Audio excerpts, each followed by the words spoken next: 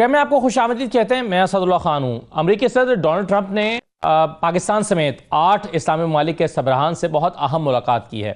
दरअसल Donald Trump को फ़लस्तीन और इसराइल के दरमियान जो मसला चल रहा है उसके जो मुफाहमती फार्मूला है उसकी तलाश है, और साथ ही साथ वो ये चाहते हैं कि जो हमास की जानिब से इसराइल के लोगों को यरगमाल बनाया गया है उनकी रिहाई अमल में आ जाए। और इस सिलसिले में वो दुनिया के 8 ताकतवर तरीन जो मुसलमान ममालिक हैं उनकी मदद दरकार है उन्हें। लेकिन ये कैसे मुमकिन होगा? 8 ममालिक या वो सरबराहान जिनसे डोनाल्ड ट्रंप ने मुलाकात की है वो अपना क्या किरदार अदा कर सकते हैं? बिलखुसूस पाकिस्तान क्या किरदार अदा कर सकता है?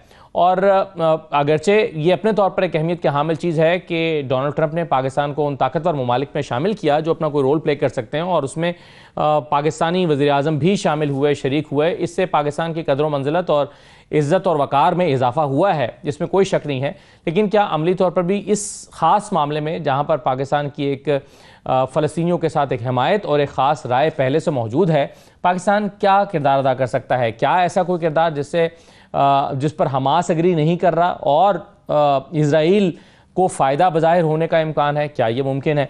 एक तो हम इस पर बात करते हैं। दूसरा देखने की बात यह है कि गज़ा में अमन का फॉर्मूला है क्या? क्या 2 रियासती हल, 2 स्टेट सोल्यूशन जो है यही इसका हल है? और इससे जो फरीकैन हैं वो इसकी तरफ बढ़ते हुए दिखाई देते हैं।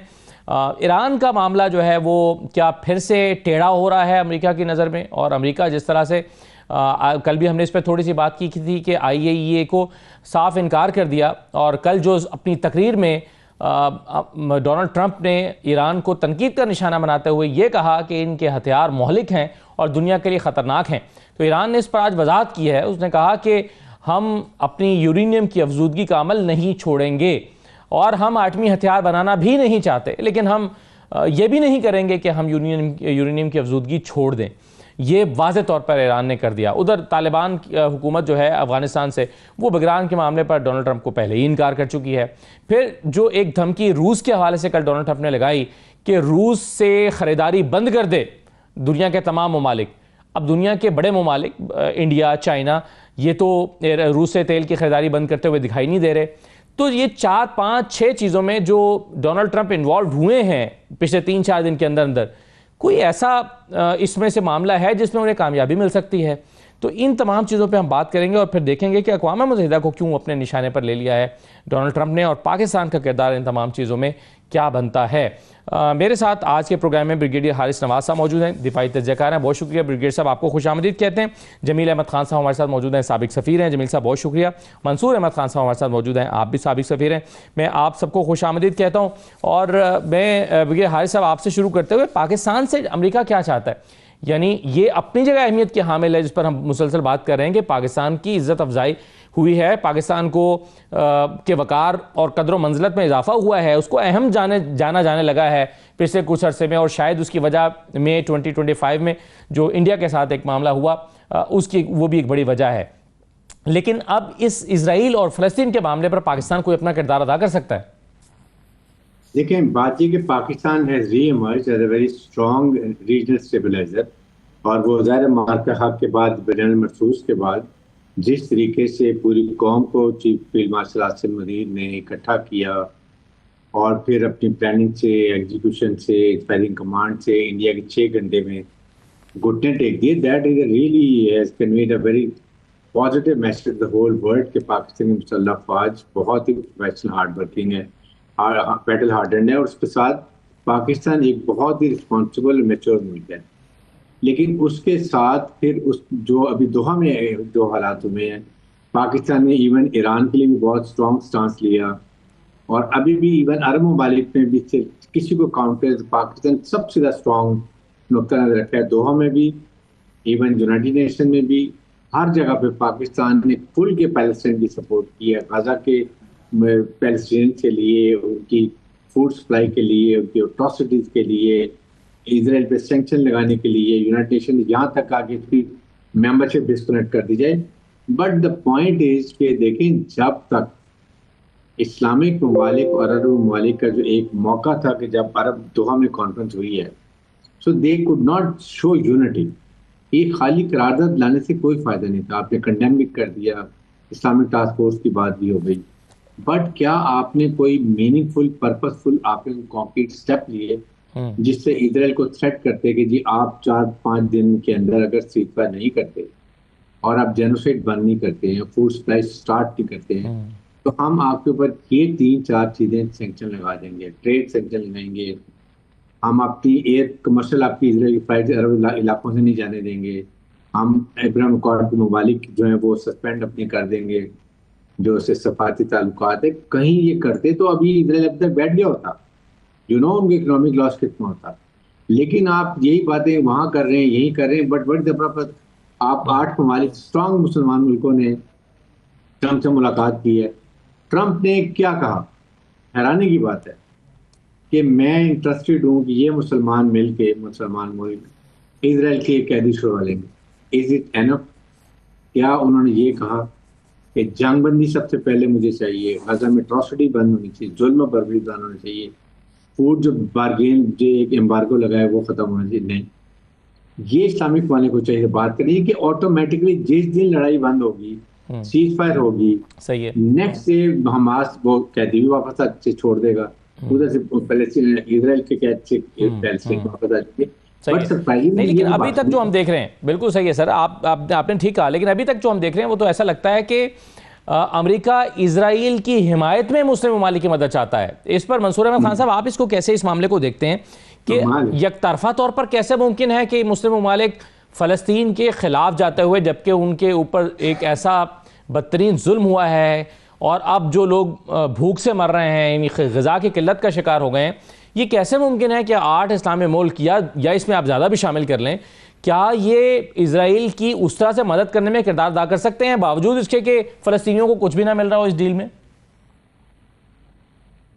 नहीं कर सकते, क्योंकि देखें पैलेस्टाइन का एक जो 2 स्टेट सोल्यूशन के अंडर जो पैलेस्टाइन का सोल्यूशन है, इस्लामी दुनिया या पैलेस्टाइन के अवाम जो है वही सोल्यूशन एक्सेप्ट करेंगे, लेकिन तमाम दुनिया अब उसको सपोर्ट कर रही है, ज्यादा wide majority of the world. लेकिन 2 कंट्रीज जो हैं, इजराइल और यूनाइटेड स्टेट्स इजराइल के साथ खड़ा है, वो उस सोल्यूशन को तस्लीम नहीं कर रहे। उनके जहन में दूसरा सोल्यूशन है और वो solution unfortunately single state solution की तरफ जा रहा है, जिसमें पैलेस्टीनियंस को कुछ कॉरिडोर्स, कुछ सेटलमेंट्स वगैरह देने का इरादा है। और आपने देखा इसीलिए कि एक तरफ न्यूयॉर्क में बात हो रही है पैलेस्टीन की रिकॉग्निशन की, और दूसरी तरफ गाजा में इन्वेजन जारी है, इजराइल की बम्बार्डमेंट आज भी जारी रही है और बहुत ज्यादा लोग शहीद हुए हैं। और पैलेस्टाइन की जो रिकॉग्निशन भी है, मैं कहूँगा कि ये भी डबल स्टैंडर्ड्स हैं कि ये आज से 25 से 30 साल पहले 91 में ओस्लो अकॉर्ड हुई थी, उसके फौरन बाद के जो साल थे उसमें पैलेस्टीनियन स्टेट की रिकॉग्निशन हो जानी चाहिए थी। वो स्टेट अब आके जो इन कंट्रीज ने रिकॉग्नाइज किया है उनको अमेरिका खुद भी नहीं मान रहा। तो मेरा ख्याल है कि बहुत ही गंभीर हालात हैं पैलेस्टाइन के, और जो वो वहां पे फोर्स डिप्लॉय करने की बात कर रहे हैं हमास के खिलाफ, और इजराइल की फोर्स विड्रॉ कर जाएगी और वहां पे, तो क्या मुस्लिम कंट्रीज इंक्लूडिंग पाकिस्तान क्या इस पोजीशन में होंगे कि हमास के खिलाफ वहां पे एक फोर्स डिप्लॉय कर सकें? ये तो बहुत ही मुश्किल किस्म की सिचुएशन है। ये मेरा ख्याल है कि ये सेशन भी गुजर जाएगा और आगे भी इस पे बातचीत चलती रहेगी, लेकिन ये इम्प्लीमेंटेबल सॉल्यूशंस नहीं हैं जब तक आप पैलेस्टीनियंस के राइट को नहीं देंगे। जो 2 स्टेट सॉल्यूशन के अंदर उनके तमाम इलाके जो हैं, गाजा भी है, वेस्ट बैंक भी है, East Jerusalem as their capital, under 2 state solutions coexisting with Israel, वो तो एक्सेप्टेबल होगा, लेकिन उसके हट के कोई भी सोल्यूशन होगा तो यहाँ पे इंस्टेबिलिटी चलती रहेगी, जंग चलती रहेगी किसी ना किसी फॉर्म में। सही है। नहीं, लेकिन अब इसमें जमील अहमद खान साहब, एक प्रॉब्लम यह है कि ये 2 स्टेट सोल्यूशन जो है, यानी जिसमें इजराइल भी एग्जिस्ट करता है, क्योंकि फ़लस्तीनियों का या हमास का बुनियादी नुकता तो यह है कि हमारी सरजमीन पर ये इंट्रूडर्स हैं, इन्होंने कब्जा कर लिया है। तो क्या हमास को ये हल काबिल कबूल होगा? नहीं, वो फ़लस्तीनी क्या, इस पे तो सिक्योरिटी काउंसिल का रेजोल्यूशन है कि इजराइल काबिज है। और अगर आप देख लें सिक्योरिटी काउंसिल के रेजोल्यूशन 242 जो कि 1967 के बाद वो रेजोल्यूशन पास हुआ, उसमें इजराइल को दिखाया गया है कि वो काबिज है और वो अपने बॉर्डर्स पर वापस चला जाए। एक तो ये है। दूसरा ये है कि टू स्टेट थ्योरी की आप बात कर रहे हैं, अभी तो महसूस ये हो रहा है कि इंटरनेशनल कानून की धज्जियां उड़ा दी गई हैं। इजराइल की तरफ से तो उड़ाते गए हैं हमेशा, लेकिन कल की स्पीच में अगर आप देखें और उसका आप बगौर जायजा लें तो उसमें डोनाल्ड ट्रंप के स्पीच में भी उसकी धज्जियां उड़ चुकी। कल की उसने क्या कहा, आपने अपने बयानी में भी कोई जिक्र कर दिया, कुछ इस पे मेरा ख्याल है कि रोशनी डालना जरूरी है। और वो ये है कि उन्होंने कहा कि जी ईरान जो है उसको हमने पहले बम्बार्ड किया खूब उसको, और दुनिया में कोई और ताकत ये नहीं कर सकती थी, लेकिन अगर उन्होंने न्यूक्लियर का मामला दोबारा किया तो हम दोबारा उस पर एक्शन ले सकते हैं। और उस पर आज आपने देख लिया कि ईरान के सदर ने क्या जवाब दिया है उसका। इसका मतलब यह है कि आने वाले दिनों में दोबारा इस कॉन्फ्लिक्ट को उभरता देखा जा सकता है। लेकिन इस वक्त बात हो रही है गजा की और बात हो रही है फलस्तीन की। फलस्तीन का तो किस्सा बहुत पुराना है और 1897 से ज़ायोनिज्म की जब बुनियाद स्विट्जरलैंड के शहर बासिल में रखी गई तो उस वक्त से चला आ रहा है। जो सोचा उस वक्त, जो रोड मैप तैयार किया उसके मुताबिक वतन बन गया 1948 में। उसके बाद मजीद कब्जा करना था, 1967 में मजीद कब्जा कर लिया। अब ये आखिरी मराहिल में हैं हमारे सामने, जबकि वहाँ के बच्चे, वहाँ के बूढ़े, वहाँ के ख्वातीन सिसकियाँ ले रहे हैं, जानें उनकी जा रही हैं, शहीद हो रहे। हमारी जब हम बात कर रहे हैं तो उस वक्त भी शहादतें हो रही हैं वहाँ। तो उसके और ये दुनिया के सामने जब जनरल असेंबली की स्पीचेस हो रही थी, जब सरबराहान की मुलाकात हो रही थी डोनाल्ड ट्रंप से, उस वक्त भी ये सिलसिला जारी था। और डोनाल्ड ट्रंप ने क्या कहा, उन्होंने कहा कि हमास को तमाम हॉस्टेज छोड़ने पड़ेंगे। ये ही डोनाल्ड ट्रंप और ये ही अमेरिका था जिसने 3 स्टेज की एक सिक्योरिटी प्लान दिया था, जो कि इम्प्लीमेंट हुआ दो हफ्ते के बाद इजराइल ने उसकी धज्जियां उड़ा दी दोबारा और फिर खत्म हो गया वो मामला। हमास तो मान गया था ना वो। तो अब नजर क्या आ रहा है, आप देखें कि जिस तरीके से आप कल उनके मिनिस्टर ने तस्वीरें दिखलाई अपने कैबिनेट को कि हम इस तरह बम और बारूद से वो बड़ी बड़ी बिल्डिंगें उड़ा रहे हैं ताकि वो नीस्तो नाबूद हो जाए। तो यहाँ तो दो चीजें उभरती हैं ना जहन में। हम बात कर रहे हैं ओस्लो कार्ड जो 1993 में हुआ था, और ये वो ओस्लो कार्ड है जिसको कि अक़वाम मुत्तहिदा के सिक्योरिटी काउंसिल के तहत इंटरनेशनल कानून का हिस्सा बना लिया गया। इसका मतलब किस चीज की ये बात कि फलस्तीन को ये रिकॉग्नाइज कर रहे हैं 145 ममालिक ने कर लिया, अब तक उससे क्या फर्क पड़ा? इसलिए कि जब तक कि सिक्योरिटी काउंसिल के रेजोल्यूशन के मुताबिक फलस्तीन को सिक्योरिटी काउंसिल क्लियर नहीं करती, और वो हमेशा वीटो हो जाएगा। अभी तो बात है चंद हफ्तों की कि वीटो अमेरिका ने कर दिया, तो जब वो हो जाएगा तो इसका मतलब वो कभी मेंबर नहीं बन सकेगा जब तक कि अमेरिका उसको वीटो करता रहेगा। इसका मतलब यह है कि 145 ममालिक, अगर देखिए कितने बड़े बड़े ममालिक ने रिकॉग्नाइज किया, फ्रांस ने कल कर लिया, यूके परसों कर चुका, कनाडा ये सारों ने कर लिया, तो भाई साथ साथ ये भी कर लेते ना एक कि अपनी फिजाओं को पाबंदी लगा देते कि इजराइल का कोई तैयार नहीं गुजरेगा। फिर जो बम और बारूद, मैंने कैलकुलेशन आज की पाउंड्स में, तो तकरीबन 10 लाख पाउंड बम और बारूद वहां भेजा गया है, जो कि किस पे बरसाया गया है? 365 मुरब्बा मील का गजा नहीं। तो सर इसका मतलब फिर ये हुआ, मतलब फिर तो इससे तो मालूम होता है कि कोई अमेरिका का भी हिडन एजेंडा है जिसको वो अपने परवान चढ़ाना चाहता है, और वो असल में इस मामले का सलूशन नहीं चाहता। और अब देखें, आप कह रहे हैं कि काबिज है और जो है वो अक़वाम मुत्तहिदा मानता है कि इजराइल काबिज है, लेकिन ब्रिगेडियर हारिस नवाज साहब, काबिज तो है इजराइल, लेकिन इजराइल ताकतवर भी तो है। अब ऐसे में कि जब फ़लस्तीनी मर रहे हैं, पहले गोलियों से मर रहे हैं, मिसाइलों से मर रहे हैं, उसके बाद भूख से मर रहे हैं, आपके ख्याल में ऐसा सोल्यूशन क्या है जो फ़लस्तीनियों को काबिल कबूल हो, या जिस पर उन्हें राजी हो जाना चाहिए? देखें, सिंपल सी बात है, वो बेचारे तो इस वक्त तो मजलूम तरीन पूरी दुनिया में फंसे हुए हैं। अब वो तो चाहते हैं कि सबसे पहले तो इस वक्त उनके ज़हन में कोई और बात ही नहीं है, इट्स ओनली के सीज फायर हो, वो चैन का सांस लें, उनको खाने के अशिया मिलें। उनके बच्चे बेचारे भूख से मर रहे हैं, माँ बाप के सामने जब बच्चों को ये हालत, सोचे उस कौम, लेकिन कितनी रेजिलियंट कौम है, दे आर नॉट लिविंग गजा। जो जोर लगा लिया इजराइल ने कि इतना अनलिवेबल एरिया बना दो, अभी वो ना बम्बार्डमेंट से नहीं, वो एक्सप्लोसिव लगा के बिल्डिंग उड़ा रहे हैं, तमाम बिल्डिंग को रेस कर रहे हैं ताकि ना रही liveable area, and they perforce have to go to some other ये जॉर्डन या चला जाए या इजिप्ट पे चले जाएं, या प्रेसिडेंट ट्रम्प ने कह दिया हम इनको टेम्परेरी अफ्रीका भेज देते हैं, रीबिल्ड करेंगे फिर आ जाएंगे। आई मीन ये प्लानिंग उनकी नजर आ रही है। But the point is where is Islamic world? आपने क्या किया इतनी बड़ी फोर्स के बाद, इतने बड़े इकट्ठे यूनिट 57 मुल्क, इतनी बड़े रिसोर्सेज के साथ आपने क्या किया उनके लिए?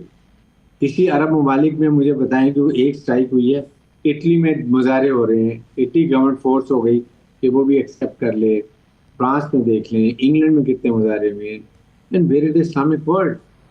सेकंड उसके साथ ये बात है कि आप, ये तो सबसे पहला काम है इस वक्त जो ये ममालिक रिकग्नाइज कर रहे हैं, उनको इस वक्त तो चाहिए, झंडा तो नहीं लगाना कि हम इंग्लैंड में झंडा लहरा रहे हैं उनका, ये या लग रहा है, बात है उनको इस वक्त चाहिए सीज फायर, उनको सुख चैन चाहिए।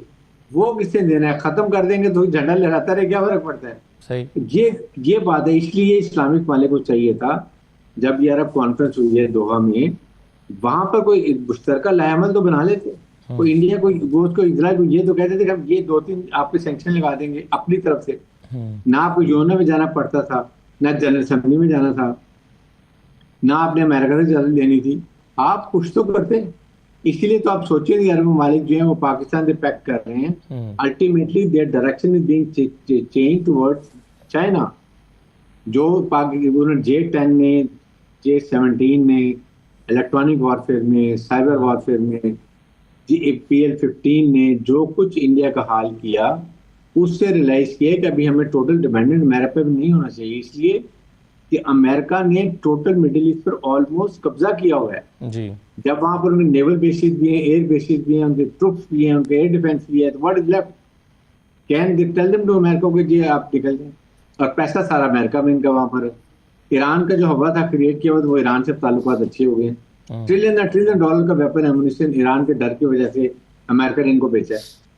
अब बात ये कि ये सारा तो डिपेंडेंट अमेरिकन, सारा इक्विपमेंट उनके। तो अब दे हैव टू डाइवर्सिफाई, जिसकी वजह से अब ये सोच आई है कि ऐसा है कि जी हमें दूसरी तरफ भी देखना चाहिए। लेकिन the issue is Islamic world has failed to ensure ceasefire in Gaza, और ये हमारे अपनी मुल्कों की कमजोरी है। इस पे हमें इस बात को एक्सेप्ट कर लेना चाहिए। बिल्कुल जितना कुछ पाकिस्तान कर सकता था पाकिस्तान ने किया। I think they went out of it. जितना बोले बहुत अच्छा किया, लेकिन बाकी मुखालिफ मेरे ख्याल में सही है। आपने कहा कि पाकिस्तान जितना कर सकता था उसने किया। देखिए, हम कुछ अरसे में देख रहे हैं, पिछले कुछ महीनों में मंसूर साहब के पाकिस्तान और अमेरिका करीब आए हैं। डोनाल्ड ट्रंप पाकिस्तान की क़यादत से मुलाकातें करने में दिलचस्पी जाहिर करते रहे। अभी Iran conflict, Iran Israel conflict के दरमियान भी हमने देखा था कि फील्ड मार्शल अमेरिका गए थे और तवील मुलाकात हुई थी डोनाल्ड ट्रंप के साथ। कल भी एक मुलाकात प्राइम मिनिस्टर की हुई एक ग्रुप में, और कल फिर एक मुलाकात होने जा रही है। तो ये जो पे दर पे मुलाकातें हैं पाकिस्तानी ऑफिशियल्स की, फील्ड मार्शल साहब की, प्राइम मिनिस्टर की, डोनाल्ड ट्रंप के साथ, इन मुलाकातों से इसकी बुनियादी वजह आप क्या देखते हैं? और डोनाल्ड ट्रंप की क्या ख्वाहिश है, या क्यों ये इंटरेक्शन बढ़ रहा है? पाकिस्तान के लिए इसके क्या फ़वाइद हैं? और आप क्या देखते हैं कि पाकिस्तान और अमेरिका के दरमियान ताल्लुकात क्या एक नई बुलंदी की तरफ जा रहे हैं? देखें, गुज़िश्ता 3 दहाइयों में भारत और अमेरिका के दरमियान बहुत क्लोज पार्टनरशिप बनी थी, स्ट्रेटेजिक पार्टनरशिप एस्टेब्लिश हुई थी। और जब ये पार्टनरशिप 1990s के एंड पे एस्टेब्लिश हुई थी, तो उस वक्त उन्होंने पाकिस्तान और इंडिया की रिलेशन को हाइफन कर दिया। उन्होंने कहा पाकिस्तान के साथ हमारी पहले हमेशा से हाइफनेट होती थी, लेकिन इंडिया अब स्पेशल पार्टनर है। और उनकी अमेरिका की बहुत एक्सपेक्टेशंस थी, स्ट्रेटेजिक एक्सपेक्टेशंस के इंडिया एक ऐसा रोल प्ले करेगा अमेरिका की एलाय के तौर पर चाइना के खिलाफ और दीगर मामलात में भी। तो उन्होंने इंडिया को बहुत प्रमोट भी किया, बहुत ज्यादा सपोर्ट दी इंडिया को। और इंडिया की इकोनॉमी भी आपने देखा है कि गुज़िश्ता इन सालों में बहुत ऊपर आई। लेकिन अब कुछ सालों से, और खास तौर पे इस साल में, ये बहुत क्लियरली एस्टेब्लिश हुआ। एक तो इंडिया जो है वो हेजिंग करता रहा, इधर से चाइना और रशिया के साथ भी रवाबित रखे, रशिया के साथ ऑयल खरीदने का मामला भी आपने देखा, और फिर अमेरिका के साथ भी मकासद नहीं पूरे कर सका। और पाकिस्तान और इंडिया का जो मार्का हुआ था 4 रोजा, वो मेरा ख्याल बहुत ही उसने डिसाइसिव इम्पैक्ट डाला, जिसमें चाइनीज चूंकि डिफेंस टेक्नोलॉजी यूज हुई, फर्स्ट टाइम डायरेक्टली वॉर में टेस्ट हुई मॉडर्न चाइनीज टेक्नोलॉजी। तो वहां से मेरा ख्याल यूनाइटेड स्टेट्स को भी ये मैसेज किया कि जो जिस किस्म का वो डी हाइफन कर दिया था उन्होंने पाकिस्तान को, उस फेज से निकला जाए। बिल्कुल ठीक है सर। एक और बड़ा इंपॉर्टेंट क्वेश्चन ये पैदा होता है कि इस सारे मामले में या इस अमल के दौरान डोनाल्ड ट्रंप ने अक़वाम मुत्तहिदा को क्यों तख्ते मश्क बना लिया है? अक़वाम मुत्तहिदा के बारे में डोनाल्ड ट्रंप कह रहे हैं कि जी देखो मैं जंगें रुकवा रहा हूँ, मैंने 7 लड़ाइयाँ रुकवाई हैं, मैंने दुनिया में अमन कायम किया है, और इस दौरान सारे अक़वाम मुत्तहिदा गायब रहा है। अक़वाम मुत्तहिदा ही की जनरल असम्बली में खड़े होकर अक़वाम मुत्तहिदा को ही तज़हीक का निशाना या उसको क्रिटिसिज्म का निशाना बना रहे हैं डोनाल्ड ट्रंप। वो ऐसा क्यों कर रहे हैं? इससे क्या चाहते हैं? एक छोटा सा ब्रेक लेता हूँ मैं, ब्रेक के बाद वापस आकर ये सवाल जमील साहब के सामने रखता हूँ। हमारे साथ रहिए।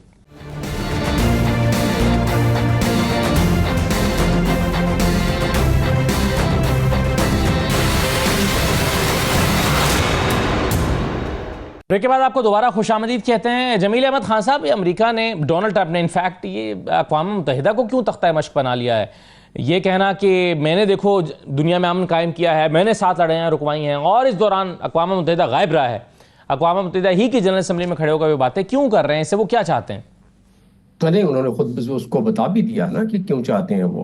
उन्होंने कहा कि जी इसकी लीडरशिप अक़वाम मुत्तहिदा जो है उसको लीडरशिप चाहिए, और उन्होंने इन अदर वर्ड्स बल्फाज दीगर अपने आप को पेश कर दिया कि यूएस अमेरिका है जो कि उसको लीडरशिप दे सकता है।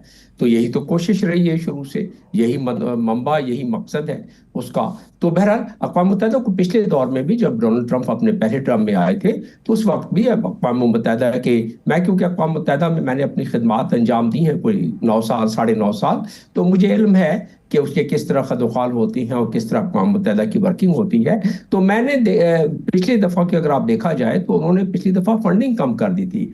अमेरिका की कोई 35% पूरी दुनिया की एक तरफ और अमेरिका की 35% फंडिंग जो कि यूनाइटेड नेशंस को होती है, और अब भी मेरे जो साथी हैं यूनाइटेड नेशंस के बता रहे हैं कि बड़ी डाउन साइजिंग चल रही क्योंकि अमेरिका ने फंडिंग अपनी बहुत कटेल कर दी है। तो उसका मकसद ये है कि उसको कमजोर किया जाए। कमजोर क्या किया जाए? पहले ही कमजोर हो चुकी है अक़वाम मुत्तहिदा, क्योंकि अक़वाम मुत्तहिदा की ताकत जो है, एक तो इसकी इंस्टीट्यूशंस है जो कि ह्यूमैनिटेरियन काम करते हैं, बाकी काम करते हैं, ममालिक उसको फंडिंग करते हैं उसके मुताबिक वो।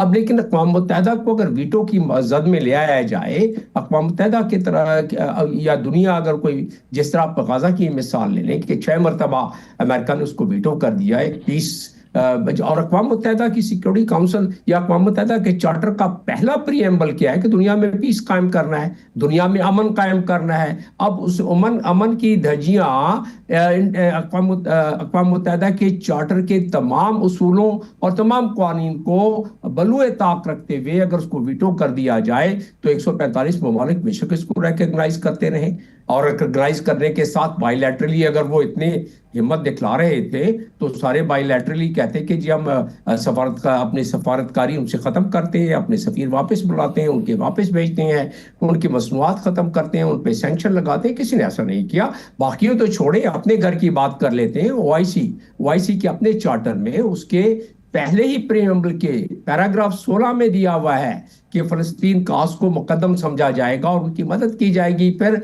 उसके आर्टिकल 18 में दिया हुआ है कि फ़लस्तीन काज के लिए कि नेशनल डायरेक्टर जनरल लगाया गया है जो अभी भी है, जो कि फ़लस्तीन काज के लिए हमेशा काम करता रहेगा। और कोई 4 के करीब एक्स्ट्राऑर्डिनरी सेशन सरबराहान की हुई हैं गजा के हवाले से, फ़लस्तीन के हवाले से, जब से ये अक्टूबर 7 से जब ये सिलसिला शुरू हुआ है उस वक्त से, और हर दफ़ा मजम्मत दर मजम्मत फिर मजम्मत दर मजम्मत। उसके अलावा और क्या कर क्या सकते थे? अक़वाम मुत्तहिदा के चार्टर के चैप्टर 8 के मुताबिक ये ओआईसी वजूद में आई है जिस तरह बाकी रीजनल ऑर्गेनाइजेशन वजूद में आई हैं। इसको तक़वियत हासिल है अक़वाम मुत्तहिदा के चार्टर की। ये चाहते तो पूरी अपनी एज अ ब्लॉक 57 कंट्री का सैंक्शन लगा देते इजराइल पर, अपनी फिजाओं से वो बम बारूद न गुजरने देते, अपनी फिजाओं से उनके जहाज न गुजरने देते। तो उनमें से कुछ नहीं किया। तो लिहाजा हमें खुद देखना है कि इसकी क्या वजूहात है। अब जो मुझे 29 तारीख को मंजरनामा, इसको मैं जल्दी से बयान कर दूं क्योंकि नाज़रीन सुनना चाहेंगे कि जो 29 तारीख को नेतन्याहू की जो मीटिंग व्हाइट हाउस में होनी है, अगले 5-6 दिन मुझे बड़े क्रूशल नजर आ रहे हैं। जिस तरीके से बारूद से जो बाकी बची खुटी बिल्डिंग है गुड़ा, जिस तरह मिसबा खाना उन्होंने कत्ल कर कर के और ज़बह कर कर के लोगों को बम और बारूद से जिस तरह ढेर लगा दिया है, तो महसूस होता है कि वो अपने मकसद में कामयाब हो जाएंगे। और जो जिन अरब ममालिक की कंट्रीज की आप जिक्र कर रहे थे, कल मीटिंग हुई है, उन मीटिंग में जो महवर था उस मीटिंग का कि जी गजा का गवर्नेंस किसको दिया जाएगा, और उस पर हमास ने बता दिया, बड़े वाज़े तौर पर हमास ने बता दिया। परसों की तो बात है, हमास ने कहा कि जी हम तैयार हैं कि यूएस से मिलकर, अमेरिका से मिलकर और सऊदी अरब से मिलकर गजा का पीस कायम करें। और इसी पर हमास को कहा है कि तुम सरेंडर कर दो पैलेस्टीनियन अथॉरिटी को। ये हमास का ये महमूद अब्बास का बयान मैं बता रहा हूँ आपको, कि 2 दिन पहले का बयान बता रहा हूँ। उनका जो पीस कर दो। और पैलेस्टीनियन अथॉरिटी क्या है? Palestinian authority totally under the control of Israel है। और हमें नाजरीन को बताने के लिए, उनको आपके इल्म में होगा कि फलस्तीन को 3 हिस्से हैं, ए एरिया, बी एरिया और C area. A area total control of Israel, B area में थोड़ा सा हिस्सा दिया हुआ है पैलेस्टीनियन अथॉरिटी को कि आप सिक्योरिटी वगैरह कोई थोड़ी सी पुलिसिंग वगैरह कर लो। बाकी बी एरिया में भी टोटल इजराइल है। और सी एरिया जो गजा आप देख रहे हैं जिसकी हालत, तो अभी हम और क्या चाहते हैं? वेस्ट बैंक को एनेक्सेशन के लिए उनकी पार्लियामेंट ने उसका अंदिया दे दिया है इजराइल के, तो वेस्ट बैंक भी एनेक्सेशन होने जा रहा है। और गजा का भी मामला जो है वो आहू और सिस्कियों में गजा पर कब्जा हो जाएगा, कुछ इन कंसल्टेशन विद इजराइल। और तो इस हवाले से कोई बहुत होपफुल सिचुएशन गाजा के लिए दिखाई नहीं दे रही। लेकिन इसमें एक और चीज़ इंपॉर्टेंट है जी, बिगे हारिस हमारे साहब, अमेरिका ने पिछले 4-5 दिन में कुछ ऐसी चीज़ें की हैं या ऐसे ऐलानात किए हैं या ऐसी धमकियां दी हैं जिसके बारे में पहले से ये तयशुदा बात ही है तकरीबन कि इसका जवाब अमेरिका को इनकार की सूरत में ही मिलना है। मसलन उसने बग्राम एयरबेस मांगी, तालिबान ने साफ जवाब दे दिया। उसने ईरान को धमकाया, ईरान ने आज जवाब दे दिया कि भाई यूरेनियम की अफजूदगी तो नहीं छोड़ेंगे। उसने रूस के साथ तजारत को मना किया, जाहिर है इस मुतालबे की पजीराई का भी कोई इम्कान नहीं है। और फिर अब मुस्लिम ममालिक से आप कह रहे हैं ये गमाली रिहा करा के दें, शायद वो भी ये ना कर सकें। अमेरिका, डोनाल्ड ट्रंप मुसलसल ऐसी चीज़ें कर रहे हैं जिससे उनको हजीमत का सामना करना पड़ रहा है। आपके ख्याल में क्या ये कैलकुलेटेड स्टेटमेंट्स नहीं है, कैलकुलेटेड मूव नहीं है, जानते हुए वो ये कर रहे हैं कि उनको इनकार का सामना करना पड़ेगा? वो इससे क्या हासिल करना चाहते हैं? देखें, जो प्रॉपर स्टेटमेंट्स होते हैं, जो अच्छे प्रॉपर बहुत अच्छे लीडर्स होते हैं और जो सडनली ऐसी बातें नहीं करते हैं, they carried all deliberations. Jamil sahab diplomat हैं, you will bear me out, आप उस पर एनालिसिस करते हैं, आपकी टीम वर्कआउट करती है, प्लस माइनस बताती है कि इसकी क्या रिपरकशंस हो गई, इसमें कितने % चांस है आपकी बात को एक्सेप्ट किया जाएगा और it will not be accepted. तो ये इसके बाद ये बातें की जाती हैं। मेरे ख्याल में वो पहले बोल देते हैं और उसके बाद फिर बाद में उसके जो होता है उसके नेगेटिव इफेक्ट आ जाते हैं। अब बग्राम भी देखिए ना, बात ये है कि जब आपने पहले खाली कर दिया, पहले यहाँ पर आपको याद है कि ये इसको ज़्यादा रशिया ने पहले बनाया, फिर उसके बाद अमेरिकन ने इसको बहुत प्रॉपर अपने ट्रुप्स का भेजना, बहुत ही लेटेस्ट अंडरग्राउंड बेसिस, पता नहीं बहुत स्ट्रॉन्ग बनाया हुआ ये। एंड देन यू नो कि ये सेंट्रल एशिया, साउथ एशिया और मिडिल ईस्ट को ये कवर करता है, यहाँ पर आके चाइना के साथ भी कवर करता है। आप अफगानिस्तान के अपने ब्लड में कि they don't accept foreign boots on the language, अपने लैंड के ऊपर, वो भी प्रॉब्लम है। फिर उसके बाद क्या इसके अगर आप कहते हैं मैं ज़बरदस्ती आगे करूँगा तो उसके क्या एक ये पूरा रीजन दोबारा फिर डिस्टेबलाइज हो जाएगा, यहाँ पे फिर लड़ाई झगड़े शुरू हो जाएंगे, उससे क्या नुकसान होंगे, ये सारी चीज़ें सोचने की बात है। But the decision rest with Afghan Taliban कि उन्होंने दोहा में एग्रीमेंट किया था जी हम अपनी सरजमीन किसी को इस्तेमाल नहीं करने देंगे, चाहे टेररिज्म के लिए किसी के लिए। अब they have to decide. Pakistan तो इस पर अफेक्ट नहीं करता, पाकिस्तान ये एक सॉवरेन मुल्क का अपना फैसला है, लेकिन इसके साथ ही अब आपने एक ईरान के साथ देखिए, आपने प्रॉपर एक पहले मुज़ाकरात होते हुए अपने अटैक कर दिया।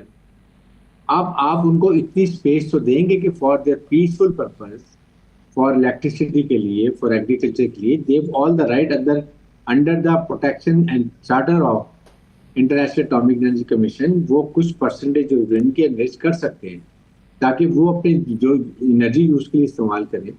बट अगर आप उनको कहें आप 0% करेंगे, दे विल नॉट एग्री। और उन्होंने कहा इस्लाम, उनके लीडर ने कहा कि ये इस्लाम के खिलाफ है न्यूक्लियर बनाना, क्योंकि ये ह्यूमैनिटी को तबाह करता है। तो आप उनसे मुदाखलत करें, बट इस तरह की थ्रेटनिंग की जरूरत नहीं है। वो एक बड़ी रेजिलियंट कौम है, इसलिए उन्होंने कहा जी हम इसको एक्सेप्ट नहीं करेंगे जब तक थ्रेट देने बंद नहीं करेंगे। लाइकवाइज आप इस स्टेज के ऊपर पाकिस्तान ने बहुत अच्छे कार्ड्स खेले हैं, पाकिस्तान के हमारे से ताल्लुकात बहुत अच्छे हैं, वो हमारी बात सुन रहे हैं। बल्कि फर्स्ट टाइम अमेरिका ने पाकिस्तान को इंडिया के प्रिज्म से देखना बंद कर दिया। बिल्कुल ठीक है, बहुत शुक्रिया मंसूर साहब, बहुत शुक्रिया जमील अहमद खान साहब आपका भी, और ब्रिगेडियर हारिस नवाज साहब आपका भी शुक्रिया प्रोग्राम में शिरकत करने के लिए। एक छोटा सा ब्रेक लेते हैं, शेख वकास अकरम साहब हमें ज्वाइन करेंगे। एक तरफ पाकिस्तान तहरीक इंसाफ के बानी चेयरमैन इमरान खान पर कल जो अलकादर केस है उसकी सज़ा मुअत्तली का केस समाअत के लिए मुकर्रर हो रहा है, और दूसरी तरफ तोशाखाना 2 अपने इख्तितामी मराहिल में दाखिल हो रहा है, उसकी समाअत कंक्लूड हो रही है। यानी एक जगह पर उन्हें इम्कान है कि रिलीफ मिल सकता है और दूसरी जगह पर ख़दशा है कि उन्हें सज़ा हो सकती है। तो पाकिस्तान तहरीक इंसाफ के मामला किस तरफ जा रहे हैं, एक छोटा सा ब्रेक लेते हैं, ब्रेक के बाद वापस आते हैं।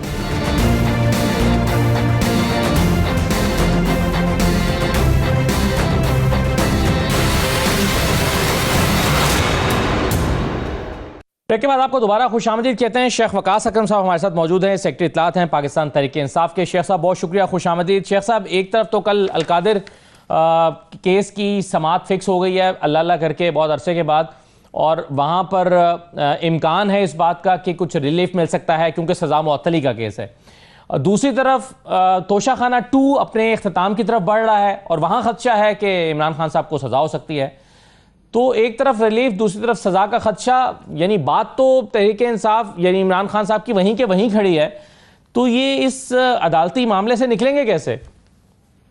देखिए सर, ये तो अब एक तरीक़ेकार और एक वतीरा बन चुका है ना कि एक जगह कहीं छोटा मोटा रिलीफ दे दिया और उस पर फिर दे एक्सपेक्ट कि हम ये कह देंगे कि ये बड़ा खुशाइंद है और बड़ा इंसाफ हुआ है और बड़ी तारीफ कर देंगे कि जी हमें इंसाफ मिल गया है, और दूसरी तरफ साथ ही किसी और केस में ठोक दिया और फिर ये कि जी देखें अभी कल तो जजों की तारीफ कर रहे थे, अब ये क्या कह दिया। हमें तो sir quite frankly Imran Khan साहब हमारे कायद हैं, वो बार बार कहते हैं कि मैं किसी डील के तहत नहीं बल्कि इन्हीं अदालतों से इंसाफ लेके बाहर आऊंगा, और उसके लिए वो जदोजहद वो कहते हैं करो, रूल ऑफ लॉ के लिए आइन और कानून की ये जंग जो है ये हमने लड़नी है। बट क्वाइट फ्रैंकली मुझे तो इन अदालतों से और पाकिस्तान तहरीक इंसाफ हम बड़े मायूस हैं। आप ये देखें ना, सुप्रीम कोर्ट में 26वीं तरमीम के हवाले से, जजेस की ट्रांसफर के हवाले से, बैट छीनने के हवाले से लेके आज तक, इवन ये जो अभी जजेस बैठे हैं, कौन सी ऐसी चीज हुई है जिसको हम खुशाइन कह सकते हैं। तो ये खान साहब को तोशाखाना में ये नाजायज सजा देना चाहते हैं, हालांकि केस के पल्ले कुछ नहीं है। केस के जो देखे ना, गवाह कह रहा है कि मैंने एवेल्युएशन की है बट मैंने वो चीज देखी नहीं है, मैंने तस्वीर देख के एवेल्युएट कर दिया है। उसके बाद बाकी चीजें भी बड़ी मतलब कोई सब्सटेंशियल चीज है ही नहीं, केस खत्म हो जाना चाहिए था। आप तो ये ड्रैग कर रहे हैं सिर्फ सजा देने के लिए। तो हम ये समझते हैं कि जो हायर जुडिशरी है, जो मुनसिफ आला है पाकिस्तान के, उनको ये देखना चाहिए कि कोई इदारा तो ऐसा हो कि जिसमें मेरिट के ऊपर कुछ हो सके, अपने हमारे लिए नहीं, इमरान खान की ज़ात को सामने न रखें, कम से कम इंसाफ के तकाज़ों को सामने रख लें, कम से कम अदलिया की इज्जत और अदलिया के एहतराम को सामने रख लें। अदलिया में जजेस की फूंपा नहीं होती है, वो उनके फैसले बोलते हैं। जितने फैसले मेरिट के ऊपर होते हैं उस पे जजेस की इज्जत और जुडिशरी का एहतराम होता है, और जब वो फैसले नहीं होते हैं मेरिट पे असदुल्ला भाई, तो फिर आप समझते हैं कि आपके और मेरे क्या तसुरात होंगे। हाँ, लेकिन इस सिलसिले में आप सुप्रीम कोर्ट से भी राब्ता तो कर चुके हैं। अभी अलीमा खान साहब ने खत लिखा था, उनके जरिए इमरान खान साहब ने इनफैक्ट खत लिखा था, और अलीमा खान साहब के ये पहली दफा नहीं लिखा असद भाई, ये पहली दफा नहीं लिखा, आपको याद पहले भी लिखे जा चुके हैं। खान साहब की डायरेक्शन पे बाय हैंड शिबली, उमर अयूब साहब, शिबली भाई और राजा साहब, ये 4-5 लोग पूरा खत, एक डोसियर पूरा ह्यूमन राइट्स अब्यूज का वो हैंड ओवर करके आए थे। तो की हुआ जी, आप लिख के लिख के दे दिया, उसके बाद क्या हुआ आप मुझे बता दें।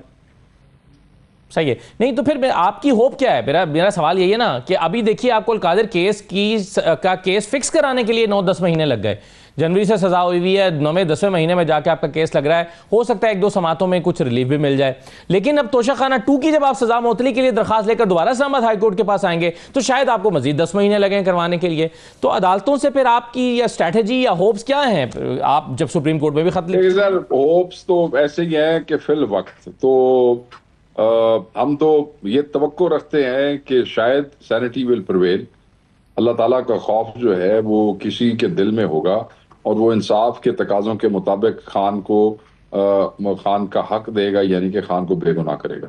सही है। और अगर वो नहीं करते तो टिपिकली हम देख तो यही रहे हैं कि वो हमारे साथ गड़बड़ कर रहे हैं। Will keep fighting in the courts. We are political party, we are not a मुसल्ला जथा टाइप कोई हम वो ग्रो नहीं है। जी जी। Will stay within the bounds of constitution and law, और हम उस पर अपनी मोबिलाइजेशन भी करेंगे, प्रोटेस्ट भी करेंगे, मज़ाहमत भी करेंगे, जो कि पुरअमन आईनी एहतजाज हमारा हक है जी, सही, वो हम करेंगे। और ये हमें पुश कर रहे हैं। देखें ना सर, जब आप हमें सांस नहीं लेने देंगे, तमाम एवेन्यूज हमारे लिए बंद कर देंगे, हमें आप अगवा करेंगे कौमी असम्बली से, हमें आप 10-10 महीने हमारी अपीलें नहीं लगाएंगे। हमारे जो गुजरांवाला के 51 लोग हैं, वो 1.5 साल से उनकी अपीलें नहीं लग सक रही थी। 51 बंदे आपको याद होगा जिनको 5-5 साल सजाएं हुई हैं। हमारे कायद सबसे बढ़ के उनके केस के हवाले से अब आप खुद भी बता रहे हैं कि कितने हमें 10 महीने लग गए। अच्छा, ऑन ग्राउंड हम निकलेंगे तो आप हमें गोलियां मारेंगे।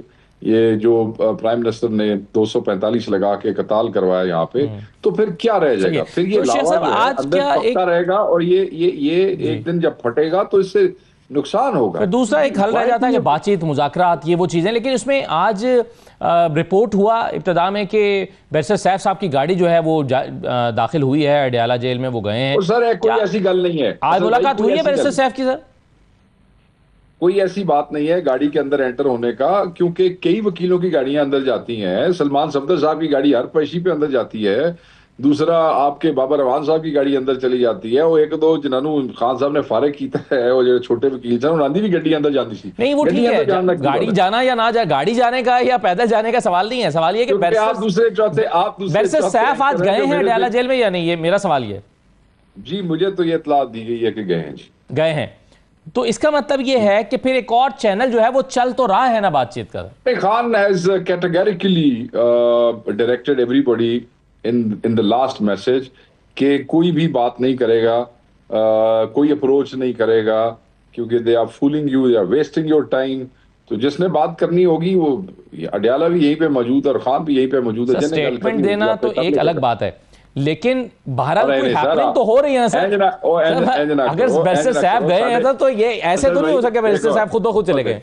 नहीं, इंज ना करो, साडे कायद के बारे च गल ना करो कि स्टेटमेंट देना और है और करना और है। वो जो कहते हैं वही करते हैं। जब उनका इरादा तब्दील हो जाए तो वो भी बता के करते हैं कि भाई नहीं, अब ऐसे नहीं करना है। ठीक है जी।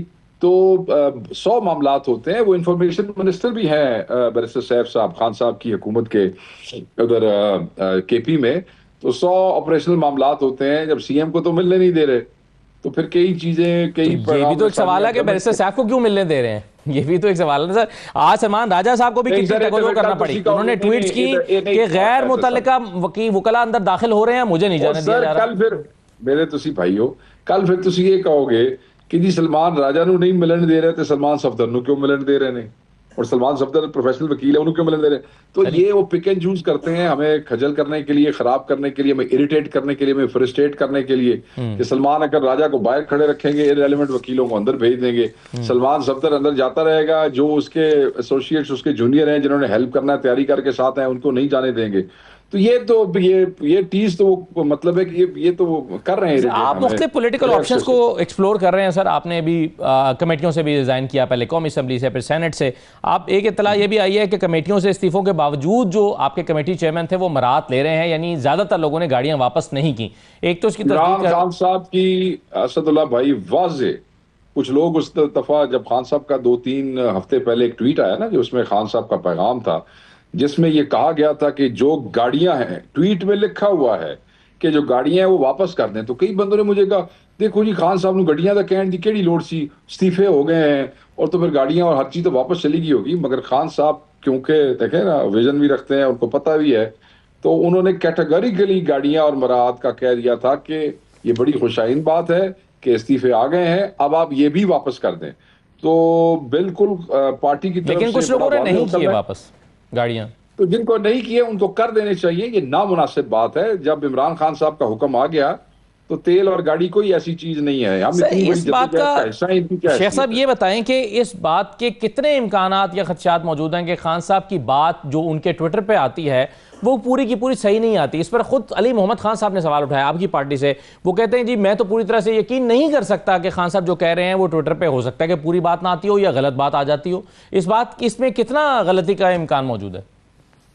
मेरा ख्याल है कि पूरी की पूरी बात आती है। उसकी वजह यह है कि खान की बहनें, खान के वकील कोई ना कोई तातुल के बाद भी खान से मुलाकात कर लेते हैं, और अगर ऐसी कोई बात ट्वीट हुई हो जो खान ने ना की हो तो फिर वो खान तक पहुंच जाती है, और अगर पहुंच जाए तो खान साहब उसको डिसोन कर दे या कहें मैंने ऐसा नहीं कहा। मगर खान साहब ने आज तक अपना कोई ट्वीट डिसोन नहीं किया, तो हम क्या कह तो सकते इसका मतलब यह हुआ कि अली मोहम्मद खान साहब के खदशात दुरुस्त नहीं है।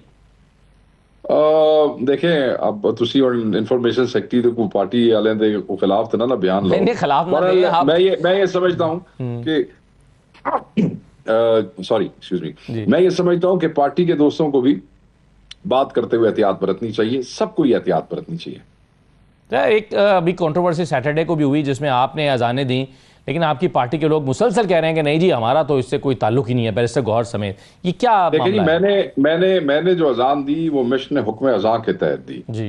इसके अलावा पार्टी ने कोई इनिशिएटिव का ऐलान नहीं किया था। इसका ऐलान किया था और मैंने सबसे पहले अजान दी, और उसके बाद सैकड़ों हजारों लोगों ने, हमारी तंजीमों ने, पाकिस्तान तहरीक इंसाफ की तंजीमों के जो हमारे MPA, हमारे MNA, सही है, हमारे सब कह रहे हैं पार्टी का इनिशिएटिव नहीं था ये, लेकिन कारकुनों का था, आपने इसमें हिस्सा लिया। बहुत शुक्रिया शेख वक़ार साहब प्रोग्राम में शिरकत करने के लिए। ये नाज़रीन आज का प्रोग्राम था, इजाज़त दीजिए, अल्लाह हाफ़िज़।